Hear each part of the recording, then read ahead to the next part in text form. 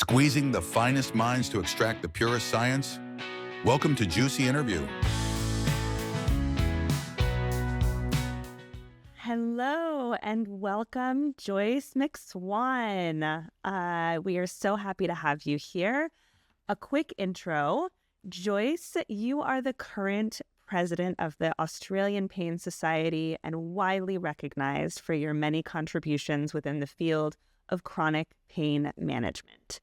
You've developed the evidence-based concept of self-healing that you describe as the innate process of one's body and mind to promote body networks to return to equilibrium and relieve physical pain. And indeed, you advocate for a more holistic approach in chronic pain management strategies with a strong emphasis on the impact of psychosocial factors. You have demonstrated that educating patients and personalizing their care are key to alleviating chronic pain through your work with two very successful programs as both the clinical director and managing director for, respectively, the Turn Pain into Gain and PainWise programs. Do you have anything to add?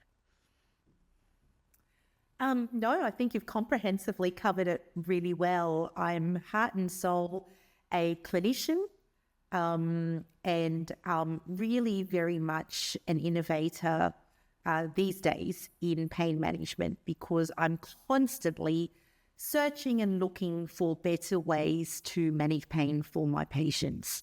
And that's led me to all these innovations as well. There's always pipeline programs in the making, but those two are certainly the pinnacle ones. Wonderful. We are really thrilled to have you here. So could you tell us a little bit more about what drove you into working within the field of pain management? Well, I started actually my career in aged care and specialized in aged care for probably about 8 to 9 years. And within aged care, I found that the repeated questions kept coming about pain management. You know, what do you do with the elderly in pain? How do you identify it? What medicines are safe for them to take? So I actually started with educating my nursing staff and fellow medical colleagues in aged care in pain management, actually. And funny enough, that's actually how it led me to be even aware that the Australian Pain Society existed. Because back then there was very little support. That's now going back almost 20 years ago. There's very little support, especially in the regional areas. So I worked at that time in regional Australia, which resources were really few and far between. And it was a town of about 60,000 people. And I was the few pharmacists there who was really interested in pain management. So it kind of fell upon me. Separately to that, I think my other fundamental awareness of pain was the fact that I was a child carer for my mother who lived with a post-nursing injury that pretty much lasted the whole of my early teen years that I can possibly remember. So I would come home and I would have to do lots of different things to help her. She would be obviously at home doing the best she could. Interestingly, though, she never managed pain with medicines very much. She was always self-managing pain. And she healed actually in her own way and with, I suppose, our help, not that we recognized it at the time. And she actually went back to working very successfully in occupational health within a corporate setting. So looking at how, the corporates did health, and that was very big in Australia to make sure workers were well cared for. And she was actually in I think it was a car manufacturing industry. So she was the clinic nurse there. She returned. So all in all, I think my inspiration came both from her and also from the environment of work and the regional setting that I was in. Oh, I love that. Thank you for sharing all of that. So you touched on this a little bit, but you are a pharmacist by training, and yet interesting that you now promote kind of more of a holistic and drug-free approach to pain management. Do you want to tell me a little bit more about that? It sounds like it kind of stems from what you experienced with your mother, but also curious about how that what that shift looks like, maybe especially in the kind of world of pharmacist training. Yeah, absolutely. So you're right. It's quite a contradiction, isn't it? A pharmacist with a holistic viewpoint, like who would have ever thought? And I remember the days of training where we were told and taught to escalate large quantities of medicines that they were how you manage and treat pain. So I always worked with a little bit of contradiction because I knew at home I lived with a mother who suffered pain and never used anything. Also because she actually physically and biologically could not tolerate very much. Based on our Asian genetics, we do have a different ability to process and metabolize medicines. But in my clinical setting, it was quite different. So I was always struggling with that. And in regional Australia at the time, I could see the escalating usage of opioids.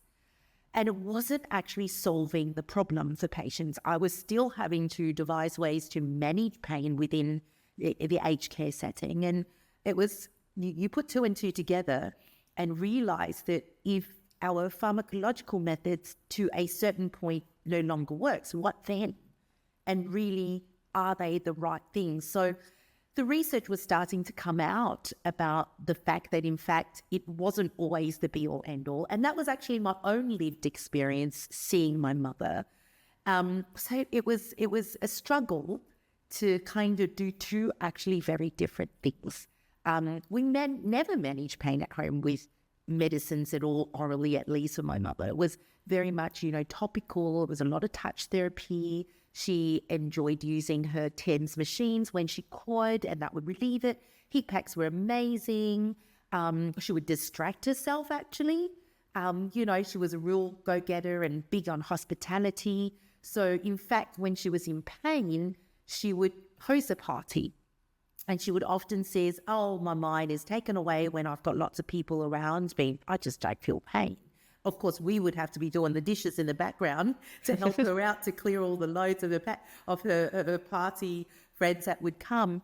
But it was interesting that comment, all those comments and watching them kind of made sense. So, yes, I decided to really deep dive into the real sort of science of it, not just the lay observation version I saw with my mum, but really deep dive into where were we at in pain management today. And it led me to realize that, hang on, we can use medicines to support us at certain times, but there comes a time when we need to add on more holistic ways that can promote self-management and self-healing. And in many ways, we used to never think healing was possible. And yet it is, and proven on and on with more methodologies that we know of, everything from psychological therapy to the right appropriate use of medicines to adjunct medicines to the right device for as and when. All of that put together really does improve the healing capability of our body. Super interesting. I love that. Well, tell me a little bit more about this concept of self-healing. You describe it as an innate process for our bodies to return to equilibrium and relieve us from physical pain. Could you break down this concept for us a little bit? Where did this concept originate from? What are some of the scientific evidences leading you to this concept? I'd love to hear more. Yes, absolutely. Now, that terminology is actually quite new. So it started when I was approached to be part of a team of really esteemed colleagues to investigate the validity of this concept. So what did we as experts in pain management feel about this term? Was there a role of it in pain management?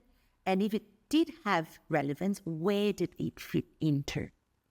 Now, we certainly know that the body has a capability to heal. you cut yourself and you look at that and you look after it well with all the right measures, provide it with the condition, the environment, the right temperature, it heals.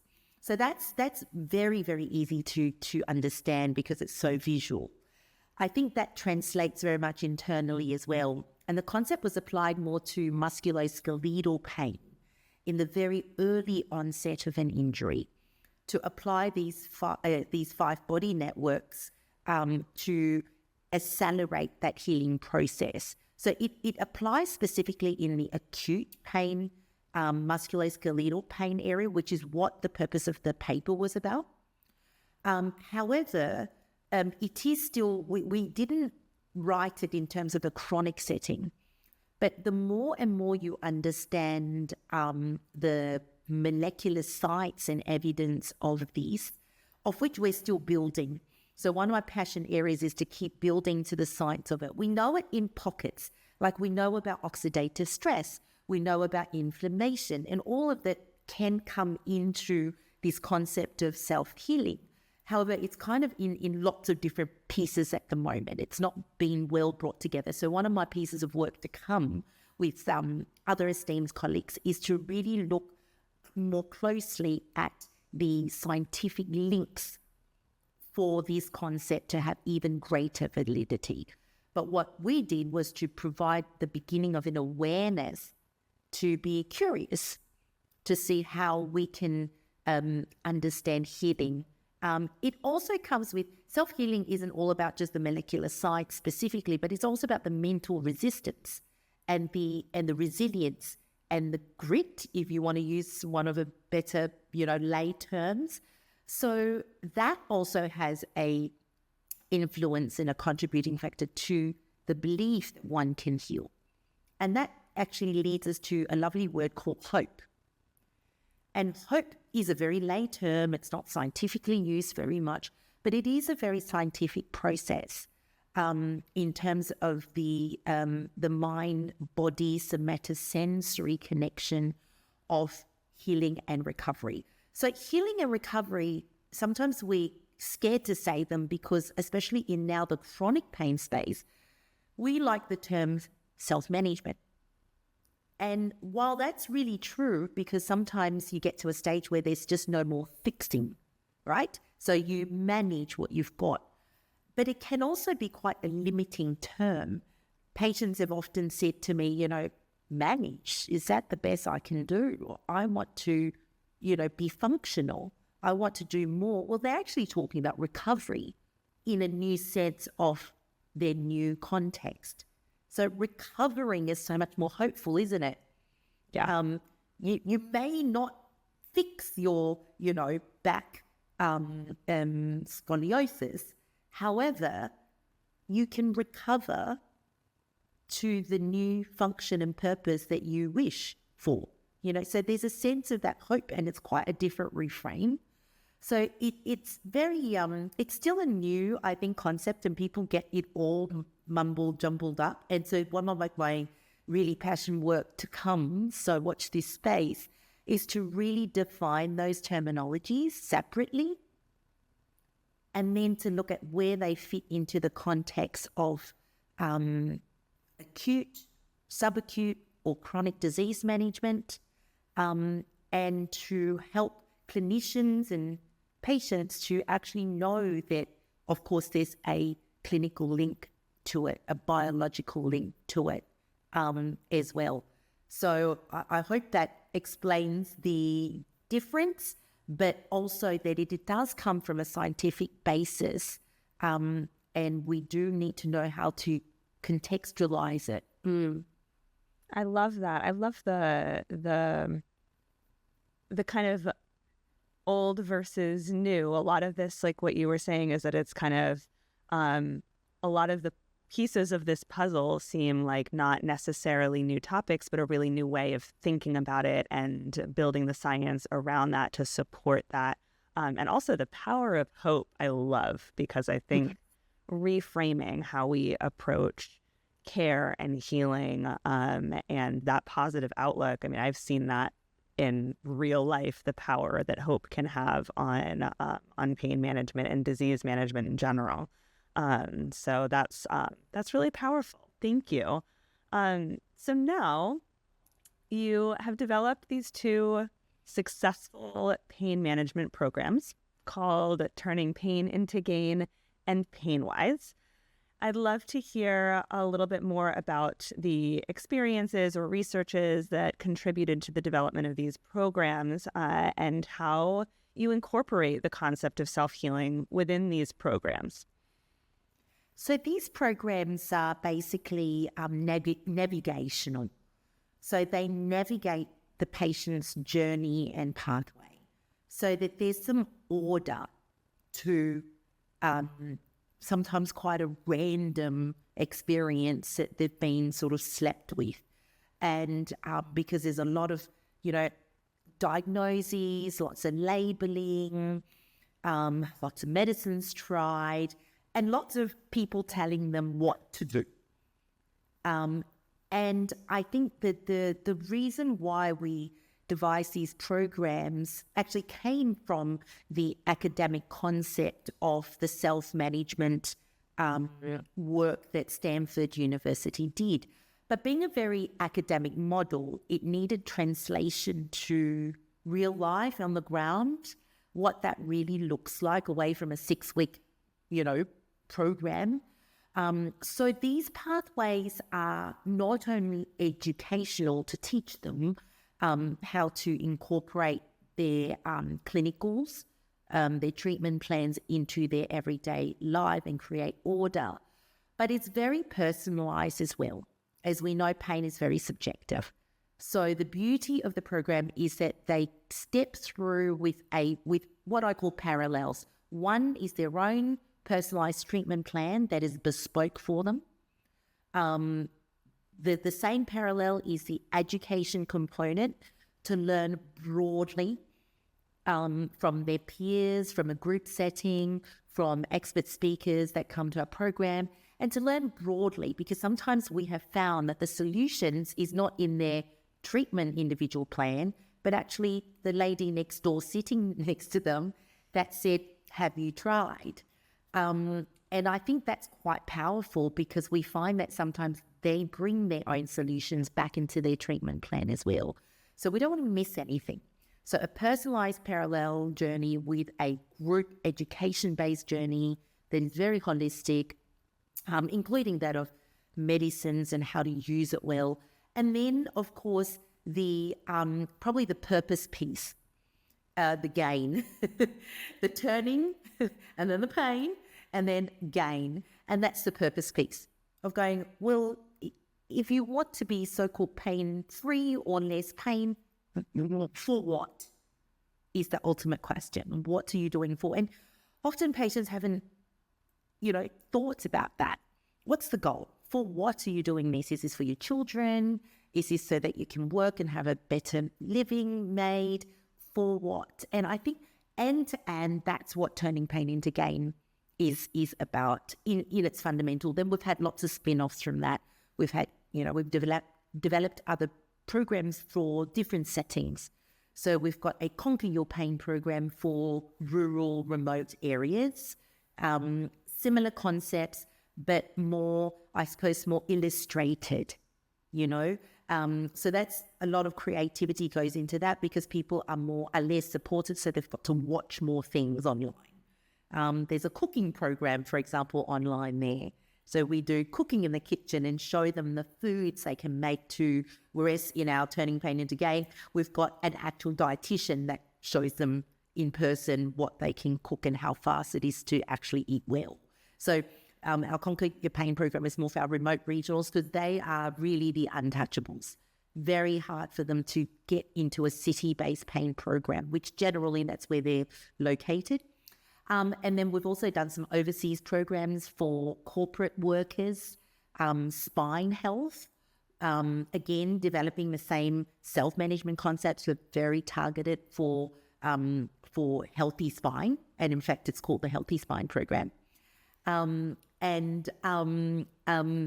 separate to all this experience, just to quickly illustrate, I think, where you can adapt a lot of learnings, we've been partnering with the Australian government to also, because this model works so well and it's so economical, we partnered with the Australian government to look at frailty programs as well for the elderly.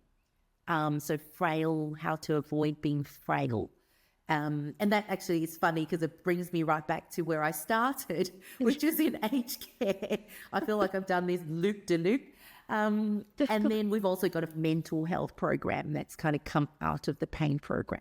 So there's been a few permutations, but it's come from these three parallel of going, one-to-one bespoke care, paralleled with, group education for general, so we don't miss anything out there. And then the purpose piece. Yeah. And they all follow a very similar format. In Australia, these programs are obviously successfully, it's been what we've been funded from the government for our jurisdiction area, but we hope to advocate for other places being able to access similar programs. Yes, so we've been probably one of the pioneers in innate to showcase the cost savings as well. That's amazing. And that's so impactful. And the reach is just, the fact that you're Australia-wide, you've been able to reach these more rural communities, expanding out of Australia. The potential here and impact is just, it's really impressive. And so, well done. I'd love to shift a little bit to, you mentioned that there's a lot of exciting things to come in this area. And I'd love to hear a little bit about how crucial the access to updated publications has been on driving and refining these initiatives. How does it help you kind of stay innovative and impactful? It's incredibly important because, as I mentioned, the idea of the Turning Pain into Gain program came from the academic self-management Stanford model, which is academic model, which tested, within very measured timeframes, what researchers do. And for myself, obviously being a translator of that.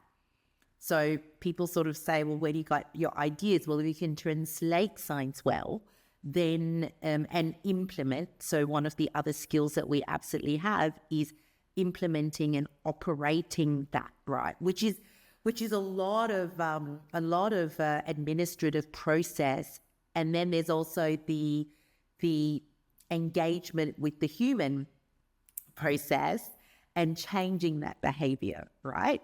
So science and research that starts off with some of these ideas and testing it under a very confined lab setting also makes it all very helpful for us on the ground, because that helps us to translate and get our innovations and inspirations from some of these.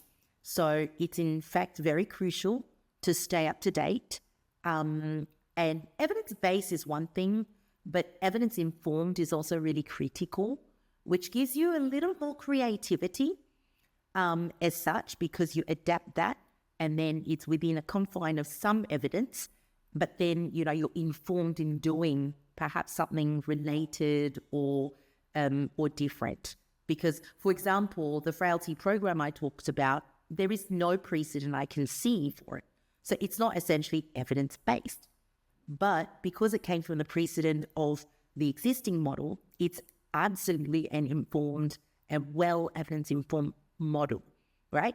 So yes, we can do tests of it or whatever, but that's clearly not what our partners want at the moment. So we're not doing that, but we could, right? But it's from an evidence-informed setting, and that all came back to things we read in publications. Yeah, and now I'm very aware. I used to shy away from scientific journals. It was always so beyond me, because I'm a translator. I'm practical, I'm on the ground, I'm there, innovating and providing care to my patients. But of course you need the knowledge.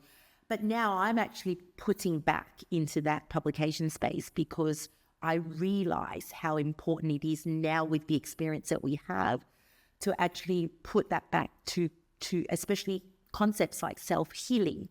That came from years of actually going, hang on, we are healing people. People are recovering in their new way. We need to now contribute and showcase that it is possible through our publications. Yeah. Wonderful. Yeah, that's awesome. It also, like, what I was thinking of when you were talking is that if it's kind of based in a foundation of evidence, and it also supports this idea that you're naturally personalizing care too, that we have this kind of evidence-based information that we can then leverage in more personalized approaches, because every human is going to be slightly different. Their pain threshold, where they're located, what support systems they have available to them. So so it's really impressive. My almost final question is, if there was one message that you would love to convey to your peers and the medical community, what would it be? I think to share generously, to mentor and teach it on, and to collaborate. I know you said one, but there's three. We'll let it pass. I think each of those are equally powerful, and even more powerful when done all together. So thank you for that. Absolutely. And the reason why I chose them, because it was all of which I wished for, but never had. In my very early years, it was for almost about 10 years, actually. It was purely based on the need of my patients, and my patients being my mentors to keep pushing through. Because if it weren't them teaching me some very vital lessons from their feedback, and some of which is kind of the result of what we've created, I don't think I would have come this far without that, because there wasn't any generous sharing, there wasn't any mentoring, and there certainly wasn't anybody who wanted to collaborate. That could have been from the fact that I was quite regional, and quite, a bit more isolated, and there was less this kind of information sharing online or, webinars to watch. Yes, I am a bit that old. We never had that in my days. But my patients fulfilled every bit of that in their own way, and contributed largely to that. So it is also not just evidence-based and evidence-informed, it's actually patient-informed, which gives me even more confidence so many years on that it's kind of true the test of their, of their litmus test, which is the most important test to fulfill, really. So that's always very reassuring, that they've given it the rubber stamp of approval. And if they haven't, we just keep going till we get it. Perfect. Yeah, it's another full circle moment to get to hear from patients and learn from patients, and they're the drive, right? Yeah. And it gives them a voice. It gives them a voice through me, through our work. And they're very, very remarkable voices. They are, and they very capable of, teaching on through feedbacks, in their way. So it's incredibly powerful. So it's really taught me to think differently the whole journey. It's taught me to obviously approach how we do things very differently, and that has come back to a lot of the models and pathways that we've created. And it's just been continuously inspiring for us. Yeah. Oh, that's really powerful. Thank you, Joyce. Well, I have one final question. As we are here at Juisci, what is your preferred juice? Pineapple juice or juice of science? Always the juice of science. With a pineapple juice while I read it. Excellent. Perfect answer. Well, thank you so much, Joyce, for taking the time to come and speak with us. It has been an absolute delight hearing about your journey and everything that you are contributing to this field. We thank you. And yeah, looking forward to exploring more and seeing more what is coming out of your research and all the work that you're doing. Yeah, absolutely. We're certainly cooking up a storm. Thank you, Joyce. Thanks.